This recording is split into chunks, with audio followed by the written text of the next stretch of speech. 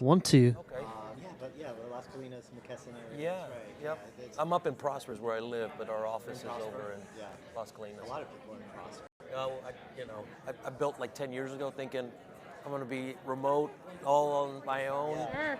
And it quickly grew to the 6th fastest growing city in Texas.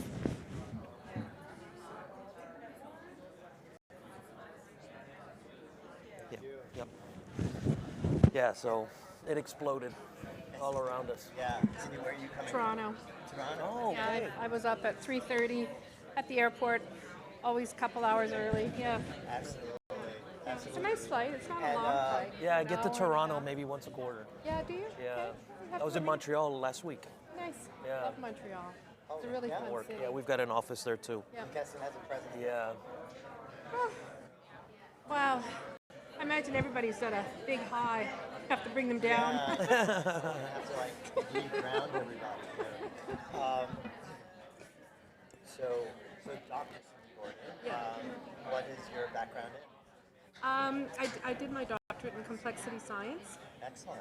Yeah. Excellent. And- Complexity science. And I just was given an honorary AI PhD as well. So yeah.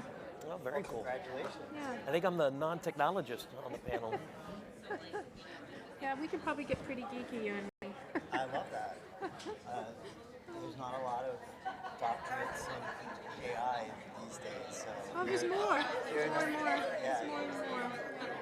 And complexity science is help me break that down, understand that. That's physics, right? And it's systems thinking. Yeah. And it's basically edge theory. Okay. And, thinking about networks. Yeah. Things start from, I love it. where does innovation start?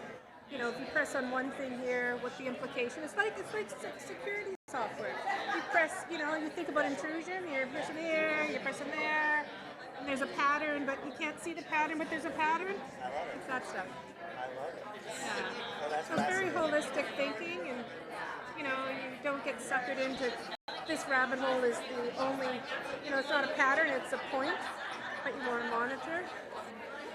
So, and then there's a lot of density theory in terms of the depth of, as you would know, like in computing, right? There's so much depth here, it has more significance. So there's a mix of a lot of statistics as well. So all of that fuels into data science, and I used to program years ago. So Oh, yeah. that's fantastic. So they told me I was better at other things, and I didn't want to stay behind my computer all day long. Oh gosh, that guy was just amazing. Testing. All right, this works. Testing. Yeah. Welcome, everyone. What a high. I think we're all riding that high from that last talk. That was Come fun. on, let's go. I know. I still have the Rocky Balboa soundtrack playing in my head. Yeah, go down and come up. We're going to promise to try and keep this engaging, entertaining, have a conversation about something that I think is really relevant and topical. I know we've talked about it. We've covered it quite a bit. So this is our talk on harnessing technology and AI, diversity in the workplace. Now, a topic I think requires some exploration, and we have some amazing panelists. Intention for today is to make this kind of a fireside chat. What I'd like to do is start off with some introductions, then I'll come around, I'll reintroduce myself. So can we start with you, Dr. Cindy Gordon? Sure, it's my pleasure, and what an amazing session. I mean, I'm still emotionally charged. I'm Dr. Cindy Gordon. I'm CEO of Saleschoice. We're a leading software AI company, and I am thrilled to be here. I'm up from Toronto, Canada. You can ask him all the hard techie questions. No, actually, you can ask me too. I just received an honorary doctorate in AI as well. So we've got a lot to share because I think your community is really charged for influence, but there are some things and dynamics in the community at large that I want to alert you to ensure that we change the narrative, because what's happening now is a little bit dystopian. Over to you. Sure. Hi, everybody. My name is Jesse Cortez. I've got a lavalier, thank you. I'm with a company by the name of McKesson. We're a Fortune 8 healthcare, diversified healthcare services company. I haven't been, I guess, in my space as long as Julio Iglesias has been singing, apparently.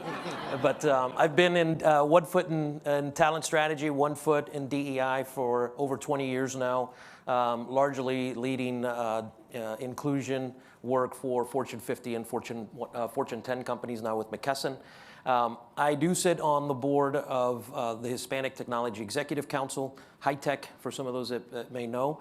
I also sit on the board for the High Tech Foundation as well. So I think I'm the only one that's not a technologist, but I do play one on TV. So hopefully we'll continue to have a good conversation here. Absolutely. That's awesome, Jesse. Dr. Cindy, thank you very much. So let's... And you are? Yeah, let's start with a quick introduction. So I'm Harold Rivas. I am the Chief Information Security Officer at Trellix. So there's a relationship there with ASE.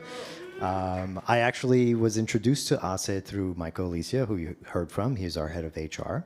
He's also serving on the board for ASE. I'm supporting ASE from like an advisory and technology perspective. But as it relates back to this conversation today around AI, we cybersecurity professionals are kind of at the forefront here because we are really concerned about how bad actors might be leveraging this. And from my vantage point, which I'll sprinkle in throughout the conversation, we are in a bit of an arms race, right? As defenders, people who are out there trying to protect organizations, enterprises, governments around the world, we have to find ways that we're going to get better, faster, more effective at defending these organizations because we know bad actors are only going to become much more capable as we continue down this path. So with that, let's jump right in. I think we have some great topics to discuss here. When we consider what's upon us, right, we have a workforce that is confronted with the very change that's driving so many organizations. Let's think about upskilling, right? As an employer, what are some of the considerations we should be thinking about as leaders when it comes to upskilling and getting ready for what might be a substantial change? I don't think it's hyperbole, by the way. My own personal opinion is when we talk about this idea of a fourth evolution, right? This idea of substantial change that's coming through AI. I think that's not hyperbole. I think that's spot on. But please, I'm curious in terms of upskilling employees. Yeah, I think that, as every employer really sort of thinks about not just even cyber skills, but all skills, you're right, it's a war for talent, right? So we're a very sort of purpose-driven organization. Our purpose as a company is that we want to advance health outcomes for all. So, one of the things that we really anchor to pretty heavily is that last word, the all, right? And so if you think about cancer or any other, sort of disease that can really sort of impact families, and we just heard a story, right, about, the CEO's brother. But, it doesn't discriminate. It doesn't care what you look like. It doesn't care where you come from, whether you have an accent or whether you're light-skinned or dark-skinned. What we do need is to ensure that we've got kind of the right perspectives in the room that are really going to allow us to ensure that we have the cultural connections, right? The cultural nuances. I call it cultural dexterity, right? To be able to really sort of connect with the communities and really understand what is it that's going to allow us to change the trajectory from a healthcare perspective. And so the reality is that I anticipate, I'm with you, that I anticipate that in the near term, you're going to see more companies really sort of get away from the traditional way of recruitment, meaning I need to go have this degree and this experience, and it's got to be that combination to be able to bring people into the work of this particular skill that I'm looking for. And rather, I think what's going to happen is that the workforce is actually going to shift to be much more of a skills-based approach. So in other words, I don't really care what school you went to as long as you've got certain cybersecurity skills and certificates that I know that I need that are very relevant right now. That's what I need because I've got to be able to sort of stay ahead of the race. That's a good perspective. I'm going to build on that, but I'm going to go in maybe from a AI deep perspective, okay? So the work that I do and the company does is we hit the board of directors very hard. We're doing a ton of education to the boards because we have to upskill the boards, especially on the governance matters and also the risk matters. We've built software, generative AI software, all kinds of technology that help organizations understand how to use AI effectively to really drive a new outcome, whether it's to predict your forecast, because with this technology, we can get to 90% accuracy at the top of the funnel. So if you've got anybody, like a large data set, this is really for mid to large companies. We don't do any work in small businesses. The things that I've learned through the journey, I'm going to try and give you 3 easy takeaways. First, everybody here in this room needs to get certified in AI basic knowledge like now, like yesterday. Okay? This is moving at a trajectory that we've never seen in our lifetime. And I mean that very sincerely. If you look at the speed of adoption, when OpenAI came into the market, which was just last February, it surpassed to over, I think it was 100 million users in about 3 or 4 days. So we won't go down all the efficacy aspects of OpenAI yet, okay? But I do want to talk about that at some point, and some of the lawsuits that are underway. But it is a very serious imperative that in all your HR leadership investments that you get basic foundations for all employees. The board of directors, the executives have to come up the curve. A lot of the CIOs that we have, or CTOs, not on this side, may come in from the traditional IT orientation, and the skills that are there in traditional software development. The skills in AI are quite different. You need statisticians, very important. You need data scientists that can understand the patterns. You're certainly going to still need some front-end and back-end technologist developers because you have to do the sense making, more advanced visualization skills. But also in the AI field, there's actually some disillusionment happening, and I want to be clear on that point. Disillusionment in the sense that there has been literally millions and millions poured into this sector, and I'm a former venture capitalist, former VP investment banking at Citicorp, former global partner Accenture, so I'm really into the facts, okay? Now, the disillusionment is happening because of 2 key factors, and I'll finish off the other 2 I was mentioning. One is people have staffed up with talent, right? Especially the large organizations. They've brought in a lot of specialists, right? However, they didn't work through the strategy on the use cases, so they're not getting return on investment. The current return on investment on a global scale is about less than 30%. It's around 17.8% based on the last stats. So the reason this is important is we've got a tremendous amount of investment capital flowing into this industry, incredible innovations, pent-up demand, GDP, perspectives economically, wanting to shore things up, and we have a new regulatory environment emerging in the US, now launched in Europe. Canada, where I'm from, we'll probably have our ADA Act, which is more AI-centric, out early 2025. Probably around the same time I think the US will get its things moving. So this is, like you said, we're into the 4th industrial age. I'm going to turn it back to you in just a second. So 3 things I want to quickly summarize. 1, get going now, get your own certifications. Happy to tell you about some of the things I can recommend after.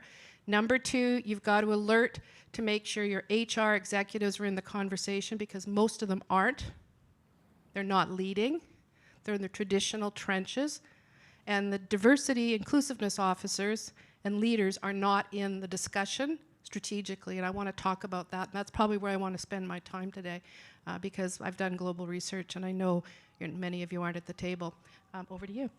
That was wonderful. I think we have a lot to unpack there, but one of the things I would add to that conversation is, in the software development world, in the technology world where I'm accustomed to, we have a concept of a 10x developer, right? You got the developer, and you try to find the needle in a haystack is the 10x developer. There is this myth, but really I think collectively we know it's true, that there are these people in their profession that are far advanced compared to others. They have output that's greater than anyone else and have an impact on an organization. So they are the unicorns. They're the people you try to find in your organization. And to me, when I consider the enablement and what is possible through AI, I think we really are going to end up with 10x accountants, 10x lawyers, 10x HR practitioners. The idea is that this is truly unlocking new capabilities for all of us, an opportunity to really differentiate ourselves, to create new capabilities in our own repertoire, in our own skill set. So it's something that employers should recognize, that whatever we had as legacy definitions of a role are before the accelerating factors of AI, what these roles can become. And in some ways, we are really writing the story of what each of these roles are in a post-AI world, right? The speed and acceleration of research, let's say in a marketing role, the content creation modifications, right? All of these things are becoming so much faster. So I think we are all kind of echoing a concept that we're in a new age. This is something that has to be embraced. And I think the employers, and I love your point about how, you know, key contacts, key individuals that should be forming the strategy are not necessarily in the room having those conversations, and we need to make sure we're doing the right things there. Something that you mentioned around sort of accelerating, right? So if you think about maybe the existing construct of the way that typically talent management, right, or talent strategy really sort of applies in most settings, is you sort of take your high potentials, right, those that actually produce outcomes at a much greater level, and then you've got maybe those that are close to that but not quite there, is maybe promotable talent. And then, most of the organizations actually built around what I would consider sort of core talent, which core talent's always really good, but they're not the differentiators, right, that actually create that multiple X in terms of performance. And a lot of companies in the past have really sort of been able to say, well, we've got to identify those individuals and then create investment to continue to unlock their possibilities or their potential even further, and ensure, right, that we can accelerate where we can. Now, I think where this potentially could go to is that accelerator factor. So one of the things that I've always, sort of done as well is that, sometimes you can actually take this sort of high potential training, if you will, or development or whatever it may be that your companies actually pour into those individuals, and then actually say, well, I'm going to do that with some of the folks on my core talent space. Does that actually flip them to be core talent and now be promotable, right? Some light bulb goes off, they learn some things that allow them to actually perform a little better, and then can the same be done, right, at the sort of the promotable bands to create high potential talent. Now, if you're able to apply now this technology, and I call it sort of democratizing, right, I'll call it the secret sauce that allows people to perform at a really high level, and you unlock all of that, now what are you doing to sort of this broader population? And if you think about it so our HR officer and I have a lot of these sort of deep conversations around this topic, right? But if we think about, right, the way that we could potentially, sort of allow sort of the technology to actually begin to curate, right, a path for you to say, if I'm doing this today and this is my skill set, but I want to go do this tomorrow, does it create almost like a Netflix version of the training or the skills or the certificates that you need at an accelerated path to give you a lot more control of that steering wheel and your career? And then when you think about how you apply that across maybe communities that may not necessarily get the same resourcing that others might, now you're always really leveling the playing field, but accelerating, right, the outcomes in a much faster way. So that's the way that we're really sort of thinking about it. That's a really good perspective. I'm going to try and wrap a big bow around the conversation if I can. So you're going to need to look at the strategy requirements from all directions, right? The governance, the strategy, the people, the process, the data, the technology, the ecosystem, and the measurements and the monetization, right? So you need a really holistic approach to what's happening, right? In terms of AI, just a few data points that, to add some additional context, if it's helpful. One area is in terms of all of us as professionals. It's looking at the first time in the knowledge worker dimension that we'll have 30% compression of all knowledge workers. You need to understand that. This is very real. It's happening because AI can compress processes, give more context, and reduce headcount. So don't believe for a nanosecond that there's not going to be job erosion. There's so much research on this from all the top authorities, whether it's McKinsey, whether it's Nick Bostrom, who's one of the top thinkers in the world out of the UK, whether it's Dr. Cindy Gordon, blah, blah. I'm one of the top thinkers in the industry, if you follow me at all, write for Forbes. We're going to see severe loss in accounting, in legal. I travel internationally, was just over in China, and you're absolutely right. We're fighting a war. You might not realize, but if you read the US military reports, right, they're available on security and the concerns about what's happening in terms of surveillance capitalism, which is social scoring, and all technologies integrated into an incredible force field, versus what we're doing in the democratic countries, which is absolutely the right strategy for democracy and citizen engagement and privacy. But these are all things that we're going to see in our lifetimes. So in your roles, the most critical piece that you can influence is upskill yourselves, upskill your talent, understand strategically the erosion in the compressions of the supply chain, and be very strategic in what's happening. It is so imperative. The other piece that's probably the most discerning, and I have to say that because this is why I really came here, is Patricia Mota, who is your CEO, guardian of Hase. Her and I have just finished a research paper on where are the diversity leaders in the AI industry, and it'll be out here on their site, on our site. It's already published. Actually, I think it's today. It's actually on our site at Saleschoice. My team said they'd have it up. But it's a good piece of research, about 20 pages, that kind of paint some of the issues that we have. And that gets back to the media and entertainment conversation and the narrative and how your Latino and Black heritage are classified in a lot of the image databases, okay? Right? And that's a very serious issue, because that means the training data that's going into the AI models does not have the narrative. So you have tremendous influence, and you need to speak up. You need to go back into your organizations and say, who's in charge of AI here? Okay, who's on the governance committee? Where's the DEI voice on data bias? Get involved. Read the paper. We're announcing 4 offerings, and I have to say this, and it's the last thing, and I'll be very quiet the rest, I promise. Number 1, education and training, launching a program. Number 2, audit assessments. Number 3, software, to actually help track the narrative using some AI generative tools, right? And there is a 4th, but it'll come back. So just to let you know, the organization Hase is really getting behind some of the opportunities and the need to really, I'd say, start mobilizing the power that you have and the influence in the community that you have. And I am very concerned, as many, many PhD ethicists are, on the narrative. Some countries, just so you know, like Vietnam, are already building their own large language models to preserve their own voices in their narrative as another quality assurance technology. So when you're training the models, you actually can get it from the home source. Same thing's happening with the Scandinavian countries.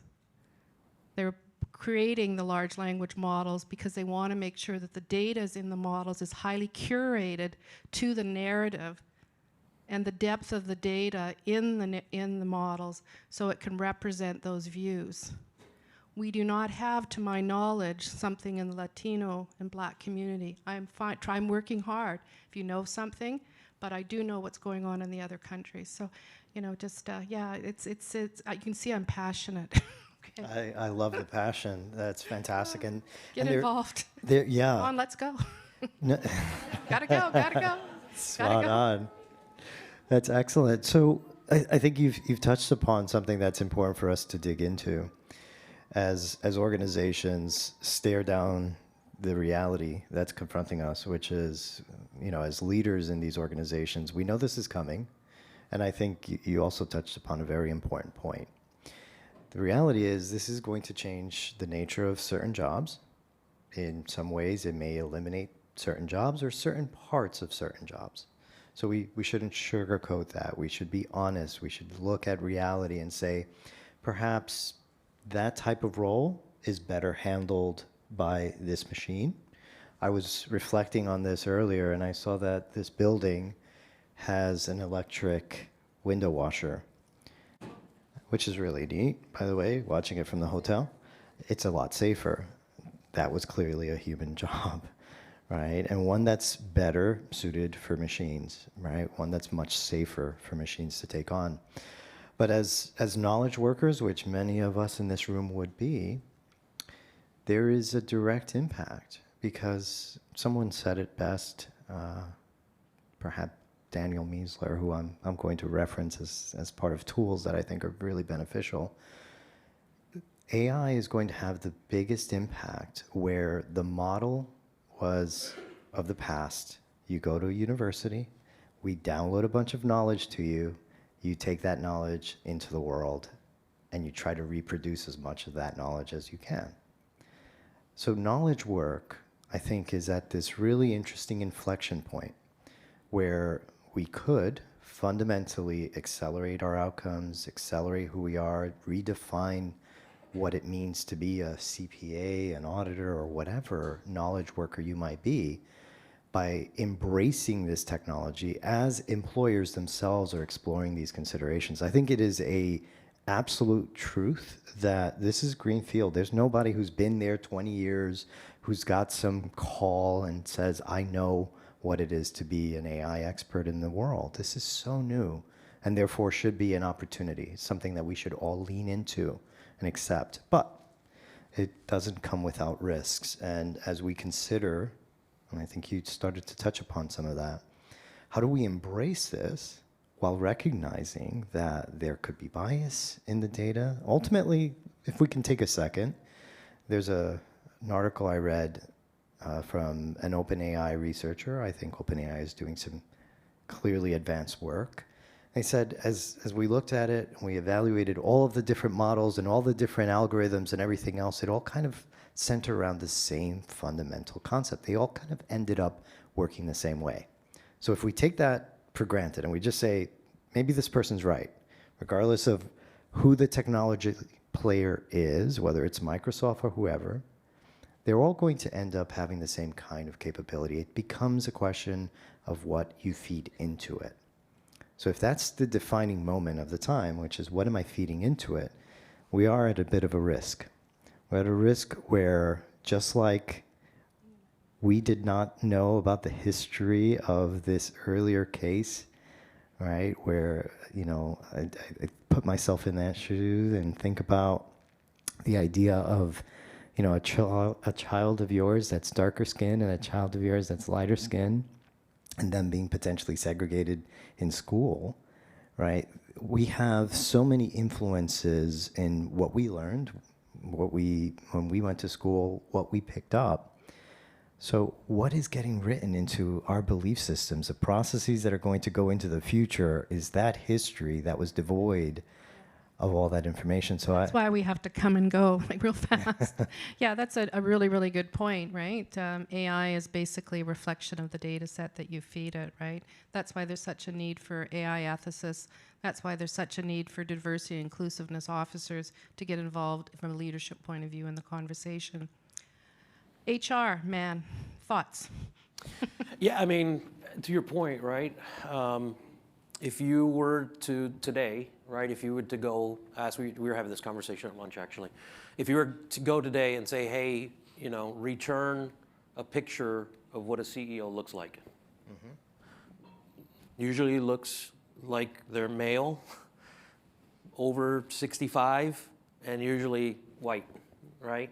So no female representation, no people of color representation. I mean, we realize, right, there's many CEOs out there that are younger than 65 as well. So to your point, right, it's what's out there today, or, you know, to use the term, right, the narrative that exists out there today is not really reflective of what exists, right, especially around the Hispanic community and really many other communities, right? So there's a real opportunity there for all of us to ensure, right, that we're playing an active role in making sure that, right, it is much more representative. And we all know, right, representation matters. And, you know, we talk about this whole notion of you can't be it unless you see it, right? And so if we want to be able to sort of ensure that we've got others that sort of follow along, we've got to be sure that we're representing more of an accurate view. Yeah, and the nice thing is the laws are coming in, right? I teach AI ethics and law at some major institutions. So a good reading for all of you is the EU Act, the European Act. You just press LinkedIn and take a read, right? And the U.S. will follow in accordance. Nice thing about the U.S. is multiple states have already put in some laws. New York has a law that relates to some of the HR systems, although being able to do the third-party audits is a little bit not really strong, I would say, in terms of everything that we've learned. But that's going to actually help shore up the process improvements, because anything that's considered a high-risk application, which HR, you're handling sensitive data about people, right? Employees will be classified. And so what will end up happening in all your organizations, there will be more and more compliance, regulatory, third-party auditors. You know, there's some booming opportunities for audit firms, legal firms, for sure in this field. And cybersecurity couldn't have more investment, right? So, you know, the dynamics are coming in, but they all say it's going to be 2025 before the U.S. fully legislated, maybe 2026. The European, if you're doing any business in Europe, you have to be on side now. You'll have to have formal registrations. And the GDPR, if you're familiar with that legislation, really took us for a spin. This next set is even more encompassing. So, yeah, it's good, but it will impact innovation in resilience and speed on other dimensions, right? I was just going to say, you know, it'd be interesting, Dr. Cindy, one of the things that we see today is that human capital metrics, there's no real sort of clear winner from a standards perspective, right, and who discloses what. It'll be interesting to see how this actually begins to accelerate what does become sort of the standard. You've got ISO and SASB and others, right, from a human capital metrics perspective on disclosure. So I do anticipate that even that aspect of things will eventually begin to kind of shape up too. Yeah, I think you touched upon a really important point, and data is a critical component of evaluating the effectiveness of a program, evaluating where your organization is. But I'm reminded of the fact that the CEO of NVIDIA said, I think people should stop writing code. He's like, leave that to the machines. Express your desire. What is it you want? Let's let those things handle those things so that we don't have to spend a tremendous amount of energy just to get the outcome we're trying to get to, effectively, is what he's trying to say. And I think the same concept, accelerating the outcomes we want for DEI, for considering where the program is and how do we measure it, these tools can also help in that regard, right? Their ability to not necessarily have to have a statistical background, not to have a data science background, but to be able to use these tools to inform your views and help you move your program forward. So I think There's a pro on that, absolutely, right? And there's no question that that value realization is here now, right, in terms of code generation. I think the way I'm looking at this is the amplification will take probably 30%. That capability will absolutely accelerate. But because we're so productivity and cost economic, that we'll strip away, so many of the engineering jobs, because we won't need them all. Like, let's be clear, right? I can take a team of 20, I can basically probably compress that down. Will companies continue to invest? Maybe the larger ones, but the reality is profitability and profitable revenue is obviously always top of mind. And so that, I think we're gonna see some of these collisions, right? In the sense, if you think about arrows, right? Some people are gonna get it right, some people are gonna get it very wrong. The bad actor point you mentioned is we're going to hear some horrific things. You know that, and I know that.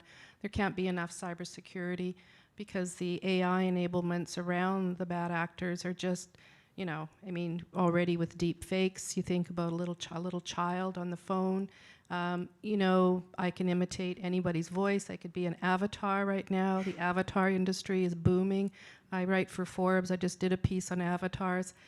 There's a company in Australia called Soul Machines, which is working on emotional intelligence of recreating children, the brain of a human inside technology, and a child that looks like a person, acts like a person. It's an avatar, a brain structure like a person. And you show the little baby a spider, and the baby cries. There's some really advanced research going on. And then you add in the cobots, right? The cobot technology, you follow the robotic market space. So, I think what it really needs is there has to be a lot of dialogue about what world do we want to have as humans, right? That deeper dialogue, because the technology, GDP, if you add up all the technology leaders, there's such a dominance of impact, right? So, those are the things that I'm kind of looking ahead and saying, oh my, it's going to be a real interesting world, right? So let's go a little off script, if that's okay. Because I Absolutely. love where the conversation's going.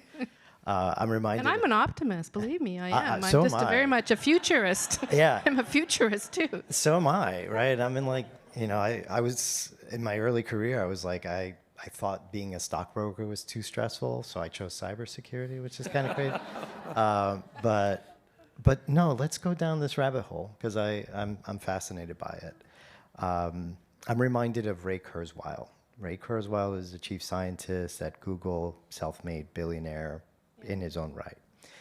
He put out a book called The Singularity is Near, which is a fantastic read. But his primary point is this. Technology, when you're sitting in it and you're kind of living through it, you think it's moving linearly. It's like, oh, we're going to have the microwave, and then we're going to have this, and then we're going to have that.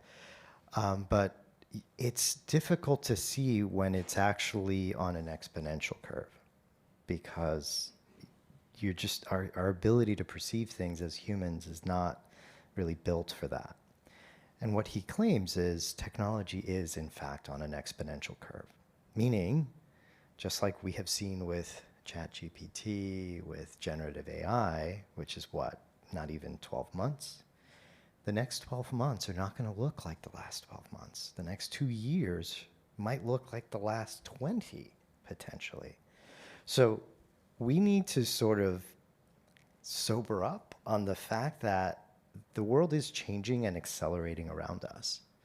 And I think, Dr. Gordon, you touched upon this intersection of not only generative AI, which of course we're spending a lot of time getting used to and thinking about the implications of, but we haven't even contemplated the world of robotics and how that might affect the workplace, us as humans, and what the nature of work might look like in the next 10, 20, 25 years. Everybody here understand what generative AI is? Anybody need a quick explanation? Everybody's okay? Okay. Well, essentially, generative AI is not necessarily a new concept. It's basically taking, whether it's text, voice, image, and being able to move it into, and also natural language processing, which is language, move it into a model. And what ChatGPT has done is that they've basically sucked up the whole World Wide Web, plus a lot of copyright data. They've fed it into a large language model that has billions of parameters on it. I think it's 7 or 10 billion. And, so it's incredibly smart for patterning recognition. But again, it's only trained on the data that it was fed, and that's why there's some legal suits. So there's a whole generation of new tech in generative AI, right, as a result. And these are very deep learning methods as well. We all cement that. But that's been around since the 1970s. We've just seen the explosion of cloud computing, the processing power, and more scientists building some really cool tech, right, in many dimensions, right? So, yeah. Yeah. And these companies are, what is it, Mistral AI is, Anthropic, I think, was just valued at the next round of financing, $5.5 billion, and these companies are only less than 2 years old. So your point about the speed, we are seeing an explosion, and Microsoft's playing on all courts. I've got a big investment in OpenAI. I've got one in Anthropic. It's interesting. Yeah, I think the implications for civilization. Sam Altman, the CEO of OpenAI, he's got a little bet going around the first company, one-person company, to reach $1 billion valuation. He's like, it will happen. One-person company to reach $1 billion, and I believe it. For sure. I believe it. I think that's the world we're headed into, which For this conversation, yeah, he's got it. Yeah.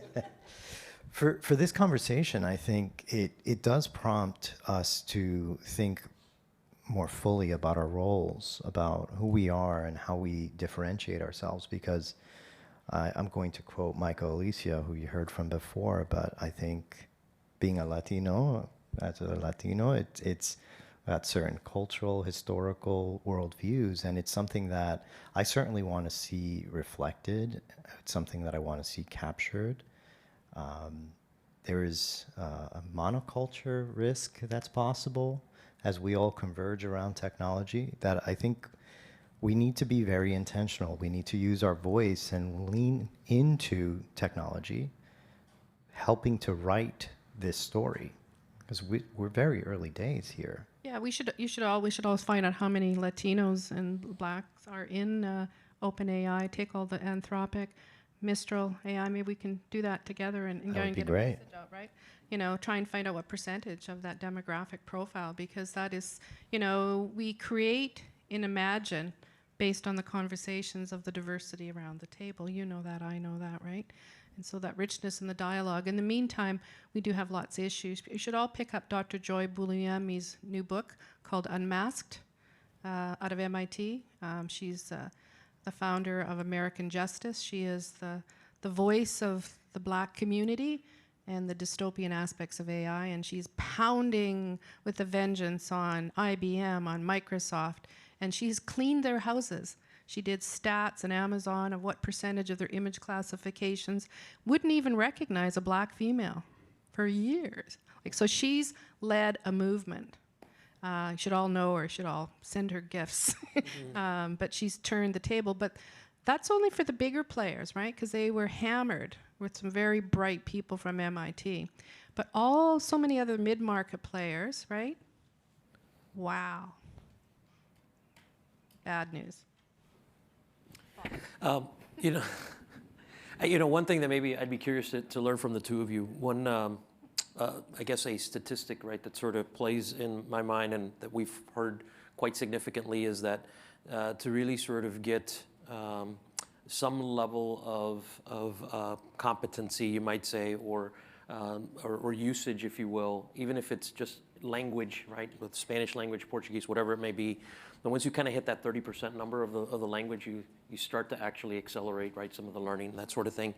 We anticipate, or we've heard, right, quite a bit that this 30% number is quite key, which if you think about, right, again, I'm not a technologist, right, but I can get to 30%. And then what that will do is really sort of unlock the fact that I can think about processes in different ways that allow me then to anticipate, well, how can, right, the emerging technologies or where technology is going allow the work or the outcome to get accelerated in a way that doesn't actually break, right, what we're trying to do in sort of the bigger picture. But I would love to kind of hear both of you sort of comment on that. 5 minutes left, or 5 minutes now for questions. Questions? Open 5 up minutes for before questions. before questions? Okay, sorry, thanks. Okay.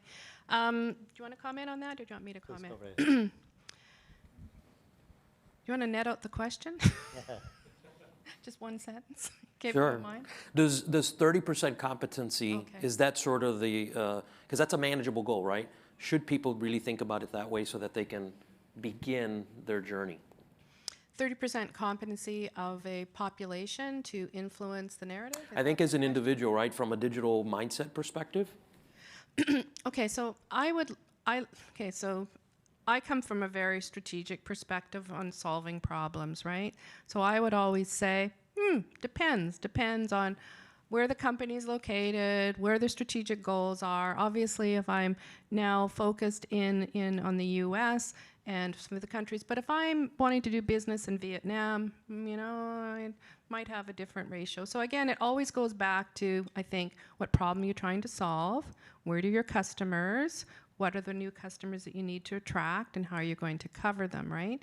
So to me, I think that's very important. In terms of the data set, again, that you're building to solve the problems, it should mirror, right, where you want to go, not where you are, right? That's why there's such a movement on synthetic data, because most of the data scientists, we all know, the data's skewed, it's not representative, so who cares? Let's go and create a synthetic data set. So now that industry is moving upstream, which is great, because that means there's more thoughtful design. We don't have to worry about the crap, right? Or legal suits. And guess what? We might own the data. And that's where these generative AI technologies, by the way, they can have feature engineering. So I can use part of it and then I modify it to get to the representative sampling, right? So you just need to hire really smart people and have really smart advisors around you at the end of the day. But I will say a lot of the IT professionals are not skilled up. No. They have, that is such an imperative. You got to go and survey what the hell do they know? How many of them have a data scientist degree? X%. How many of them have built a generative AI model from scratch? How many of them know how to program in Python? Forget about R. R is good for researchers, but it's lousy for being able to scale. And so understand the domains. There's so many different methods in this industry. It's crazy. Yeah, that great insights. I think if I look at the question through the lens of the individual, right, the practitioner, and thinking about the adoption of AI, I would say even a 1% investment is going to have a positive return. In the right use case. Yeah. Oh, yeah. No, not necessarily on the researcher side, but just starting the path of how do I extract benefit from this, right? What can I do if I'm working on a marketing campaign? Let me dabble and explore. I think it's something that we should embrace, and I think this is a perfect segue for our question on tools. The question is really, what tools would you recommend to this audience? What are you using, and how are you exploring those tools? Sure. Well, I've got lots of toys. So I obviously probably, how many of you have OpenAI loaded on your phone? Okay, first, that's good. If you don't, you should download it, right? Because it's good for just general research, but if you've looked at it, you would know that it gets you maybe started with some ideation, okay? Very important. It's not necessarily going to give you the quality to stand out. Understand that. Because I also have software that knows whether you used it or not. And I can know before you come in whether or not you had any original thinking or any critical thinking. And critical thinking and original thinking is what humans are good at. Creative abstraction. We haven't conquered that yet in singularity. It's about 20 years away, by the way, so it is coming. It's important you understand that. It is coming. Right? It used to be, people used to say it was 35 or 40. Jan LeCun, who's top at Meta, he's now down to about 20, especially with the generative AI, and those numbers could change. So what we have to do is understand what do we want to be. I'll get back to the tools. So I've already mentioned the OpenAI. The other toolkit, no question, how many are using Microsoft? How many have got Microsoft in your companies? Well, then Copilot. It's fueled on AI. Take training on Copilot. Understand what little apps you can create, because that was why that was designed. But it's totally being fueled by AI technologies, right? Other tools that I use, well, I'm a geek. So in our labs, we have TensorFlow, which is Google. Google's got really good capabilities. We're also, I don't know how many of you use SageMaker, Amazon toolkits for data science. The Azure platform's really good if you're a geek.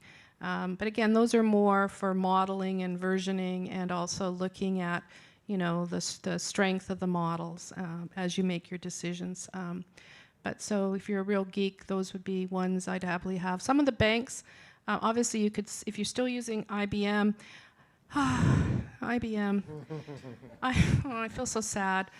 I mean that very sincerely, because IBM sold what they had built out over $5 billion with IBM Watson, right?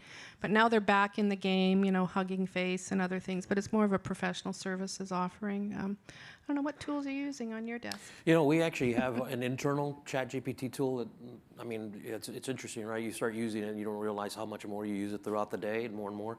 I love Poe. I use that on my home PC as well, actually on my Mac, but those are the two that I try to dabble in. I'm not as so well. You might be using Bing. Are you a Microsoft shop? No. Okay, so you've built your own internal chatbot? Oh, I'm sorry. For work? Oh, for yes, work. yes. Okay, interesting. What's it based off? It's okay. Where's our? It's okay. Yeah, I think. Okay, OpenAI. All right. So you're using the Enterprise Edition. You brought it behind so you could. Right. Okay, Yeah. at least protect Okay. All right. Excellent. I'll add two more. What are your tools? Well, naturally, I'm on the cyber side, so I'm looking at slightly different inputs. But I'm a big fan of Grok, which is X's AI model, because I need to see what the Grok, Grok, it is their version being X, Twitter, of OpenAI, because it can explore the Twitter sphere. It can figure out what is everybody talking about right now, which most of these models are several months behind. So that's beneficial. And He's just not giving them the data, though, too, right? that's right. Yeah. That's right. He's not sending the Twitter sphere back in that direction. So that becomes their moat. That becomes a unique value prop of that solution. And by the way, for fun fact, it's based on, because Elon Musk is a bit eccentric, it's based on Hitchhiker's Guide to the Galaxy. So if anybody's read that book, it's the personality of, so it's spitting out just all kinds of crazy, which is entertaining. The other thing I would recommend, especially anyone who has more of a technical leaning and is willing to explore pulling down some code and working with it, is a platform and product called Fabric by a gentleman named Daniel Miesler. I'm a big fan of his. He's been writing pretty much every week on cybersecurity since 1999. That's as long as I've been in the field. I mean, he's really dedicated to his craft. I appreciate that. But he's written tools that allow you to implement these tools very effectively, very easily. So you can go and take a YouTube video that you don't have the time to watch and say, extract knowledge, give it the link, and it will figure out, cross-reference with, sources and everything else, and say, here's your summary, here's everything you'd need to know had you sat down and watched that 1 hour video, which is a huge accelerator. Okay. I might throw in Vidyard too. They just launched their virtual avatar technology, and it's quite amazing, right? It takes a picture of me, and all I have to do is just write notes, and Cindy's talking, and it looks like me, but it's my virtual avatar. It's totally, impacting everybody in sales. So if you're trying to see ahead how sales is changing, I wrote an article on Vidyard. If you just typed in Dr. Cindy Gordon Vidyard, you'd find the summary, but it's pretty cool tech. I'm going to check that out. On virtual avatars. That's cool. Yeah. Let's open it up for questions. Vidyard, Vidyard. But Vidyard. it's also fun, but it's also kind of creepy. We have a question here in the front row. Ruby. Thank you. I'm absolutely fascinated in going down the rabbit hole myself in the AI world. One of my questions is we just heard Patricia talk about some of the landscape for our community, and then Ana Valdez. And I'm curious, one of the statistics is that by 2030, 1 in 5 workers are going to be Latino. So we also have that going on at the same time, where the demographics of the workplace are shifting. How do you see that in parallel with what's going on in AI?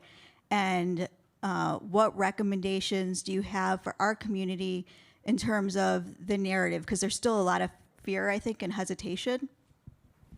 Well, I think the most positive thing that I heard was the statistic earlier about, I think 17% of students in the Latino community are going into the engineering faculty, right? Because that's typically, and then the question is how many of them are being trained and skilled in AI-related fields. So I think I would try and get a sense of your own existing corporation, right? 'Cause some of you are from larger companies, some of you might be in, just understand what percentage of your population has skills in these areas. So take a competency, and you know what the trajectory is, so obviously you need to keep recruiting in that so you get the diverse points of view that you know are important. But on the field of AI, diversity is everything.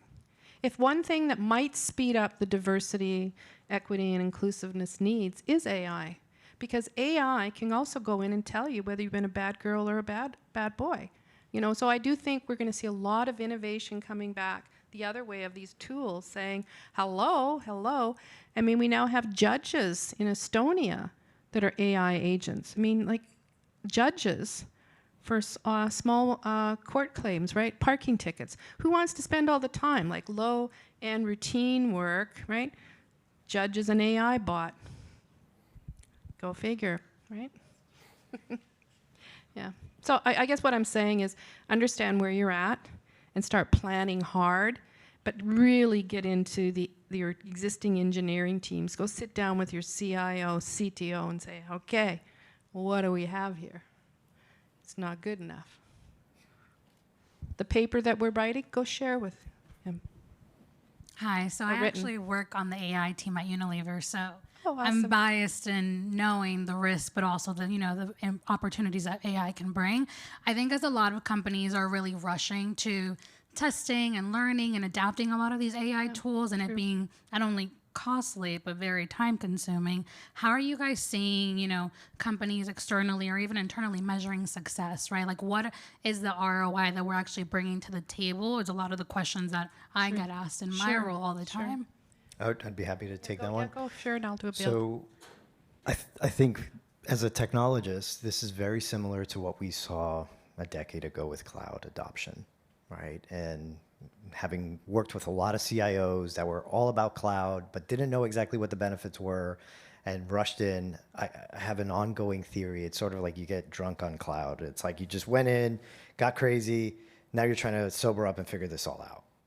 It's the same attitudes and leanings towards AI. It's like, oh, this is going to be really beneficial. Let's lean in. Let's figure it out. Eventually, something positive should come out of it.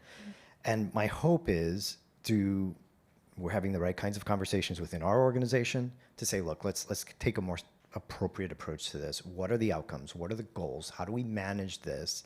Because once the genie's out of the bottle, right? Once the organization, and especially from a cyber risk perspective, there's all these data exfiltration risks. There's this idea of source code. We're a software company at the end of the day. How many of my developers might be going and saying, hey, ChatGPT, can you give me X? And that becomes part of my source code. And now, right, I have to manage that. So we are establishing the right governance models to think about this in advance, to have more mature conversations up front. I encourage organizations to do that, to really think about this strategically so that we don't end up with a repeat of what happened with cloud. Yeah. It all starts with what is the purpose and what is the strategy? Let me be clear, right? So a lot of the larger companies are now recognizing the amount of investment that they've put in. They're all asking about the monetization, so I'm not surprised. So there's just everything in business gets into a grid of 4, right? Everybody understands that, right?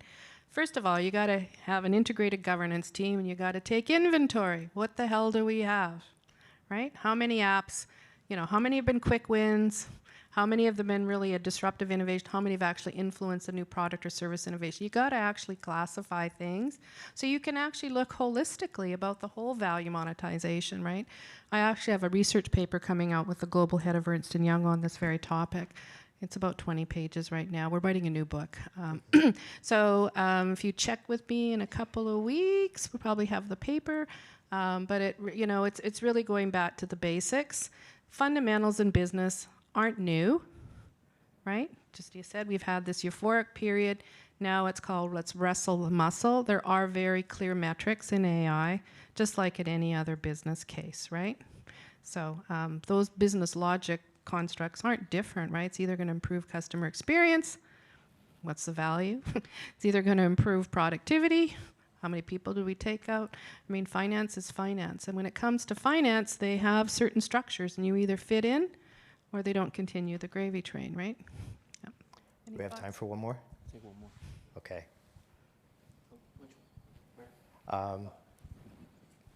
Let's see if we can squeeze one. Maybe one more. Yes. After that. I'll make it quick.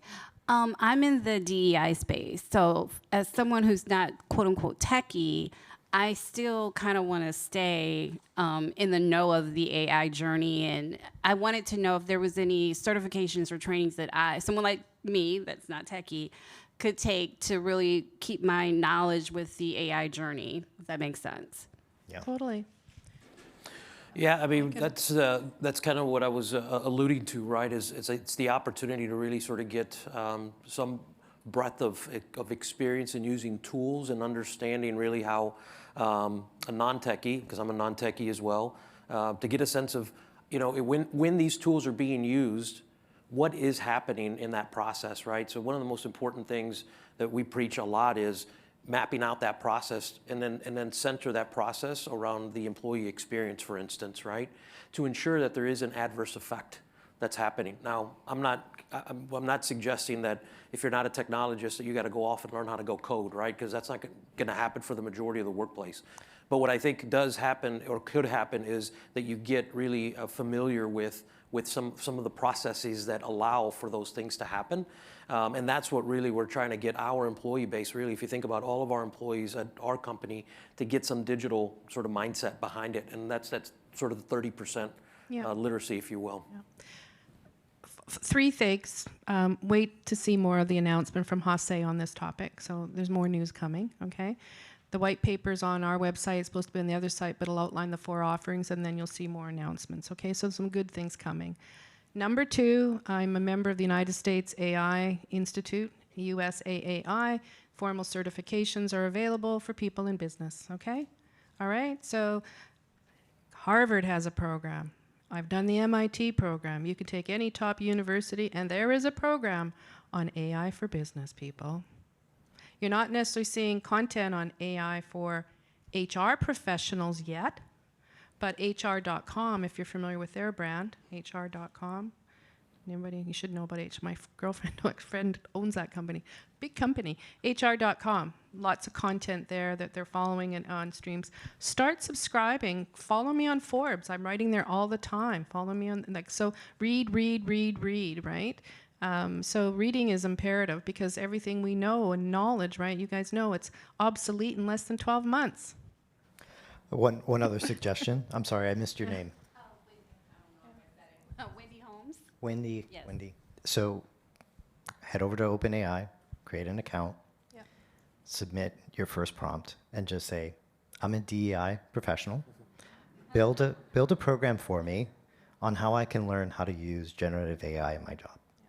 Use me every day. Yeah. Okay. Perfect. Let's give a round of applause to Harold, Dr. Gordon, and Jesse. Thank you so much. Thank you so much. So make sure y'all follow them on LinkedIn. If you have any questions, I know this is a break, and then we're getting ready for the award celebration. So this is the end of the sessions of Trellix. So you're good to get ready. We'll resume at 6.